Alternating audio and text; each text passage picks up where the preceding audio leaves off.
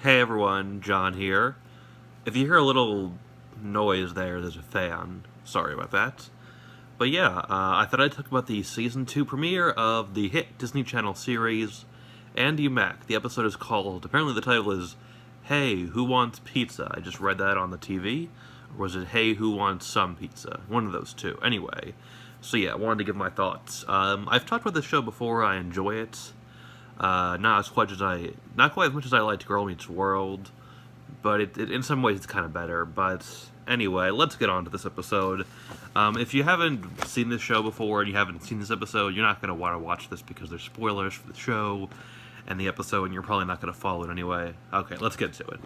Okay, so the episode starts off with a recap of the entire first season, which I didn't think they were going to do that, but they did, and it's fine. It kind of helps, remind people, even though it wasn't all that long ago, and it kind of maybe helps any new viewers catch up, so that's a good thing, I suppose.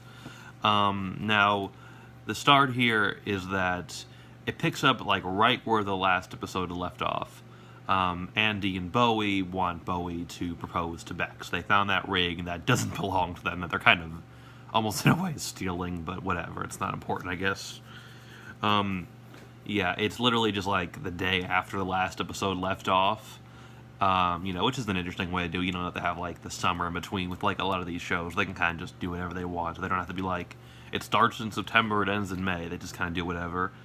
But yeah, so that's going on. Meanwhile, Andy's friend, her male friend Cyrus, has a girlfriend. That girl Iris, back from the first season.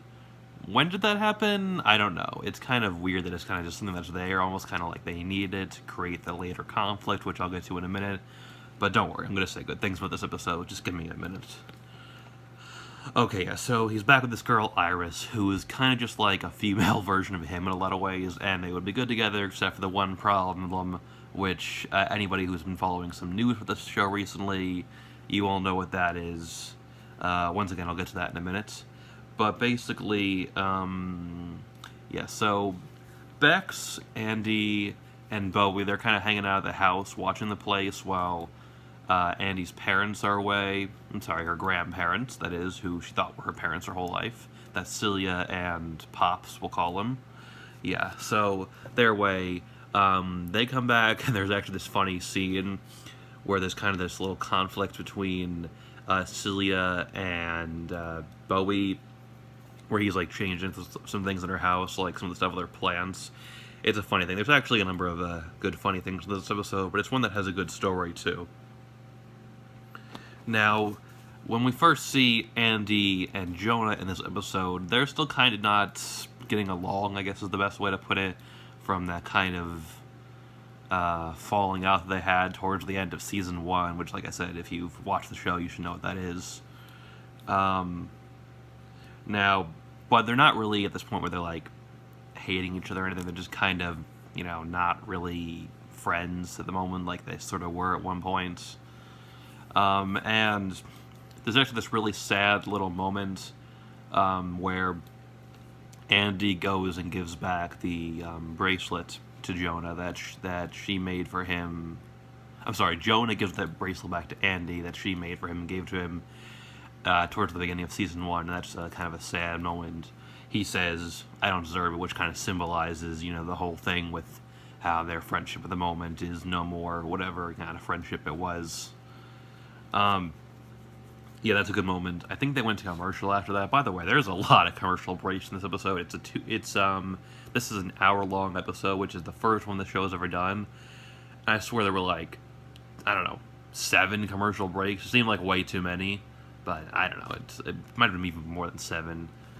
And a lot of them are pretty quick, too. And I wasn't watching it on demand, but I think I had DVR'd it. And I watched it pretty much, very shortly after it finished airing.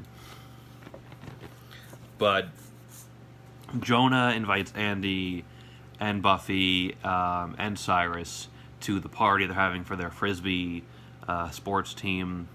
And at first, Andy doesn't want to go. Well, she's not sure if she wants to go.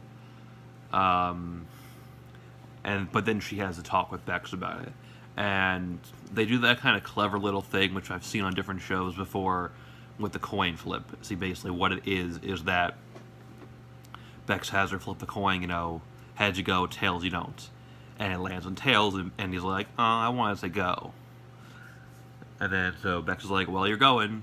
See, it wasn't the coin that decides, it's she did. The fact that she was upset with the results, that kind of has her true feelings come out, which is a clever thing. I've seen that other place before, I can't think of where, but it's still a clever thing nonetheless. They actually kind of bring it up again a little later in the episode, where Bowie is trying to figure out if he should propose to Bex.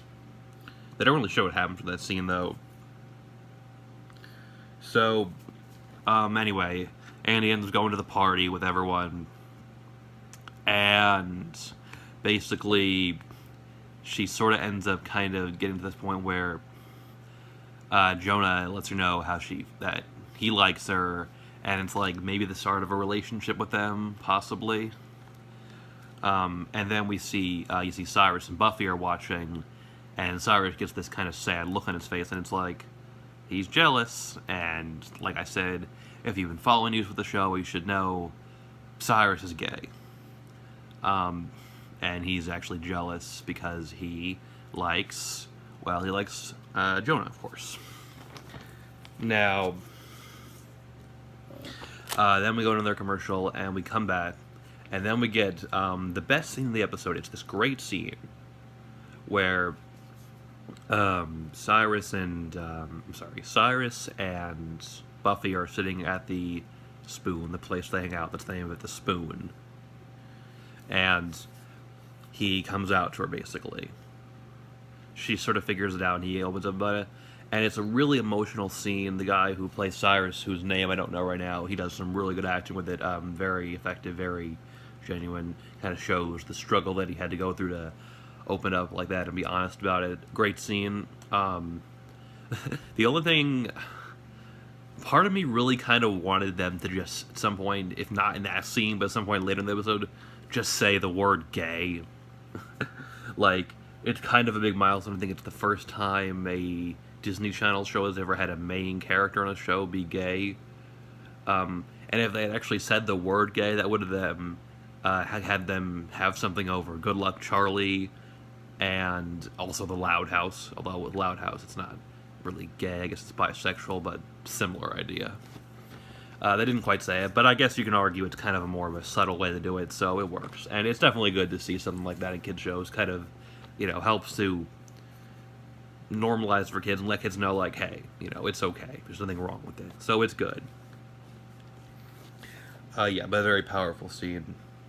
So then there's another nice scene with a few actually funny moments sprinkled in where Bowie proposes to Bex, and the scene ends with her saying, that's Bex saying, and then Andy's like, because she's right there watching. That's funny. And then they go to commercial again, and when they get back, apparently during that time, she had just kind of been like, I had to think about it, or something like that to Bex.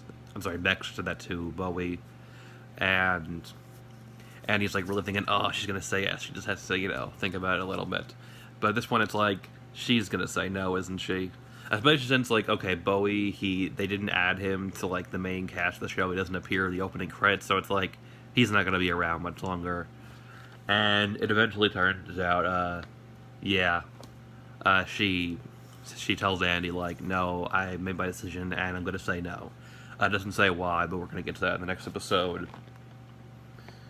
There's another funny scene, actually, that's before that one, or it has some good funny parts where it's the group of those kids hanging out together at the Spoon again, and there's this thing where Andy and Jonah are kind of trying to figure out, like, what's going on with them. Are they starting a relationship? It's awkward. And then there's the whole other thing where Cyrus likes Jonah, and but he's still with Iris. And then Amber shows up, and there's also this nice little moment with her and Jonah where she kind of confides to him this kind of secret that she's been holding in about how her father apparently lost a job, and it's been really hard for her. and they're sort of still being friends, and Andy feels a little jealous of that. But that whole thing with Andy and Jonah sort of ends on like a nice little thing where they're possibly starting a relationship, but hasn't been officially expressed yet. I don't know if that'll just kind of be the thing in the next episode. Actually, I don't think it will be quite yet. But overall, yeah, a really good episode. I'd say definitely a strong way to start the season. Not quite a great episode, but very good. Better than the last episode I did a vlog on from last season. Some really great moments. And maybe one of the better episodes of the show, I would say, at this point. I'd probably give it something like a 7.5 out of 10, maybe an 8, so that's like a below 8. But overall, yeah, really good episode. Watch it if you haven't, although I just kind of spoiled the whole thing. And, yeah. I'm probably not going to do vlogs on the rest of the season, but I'm going to talk about the show again at some point. And, yeah, I guess that's all I got to say for now. Andi Mack. And thanks for watching, everyone. Bye.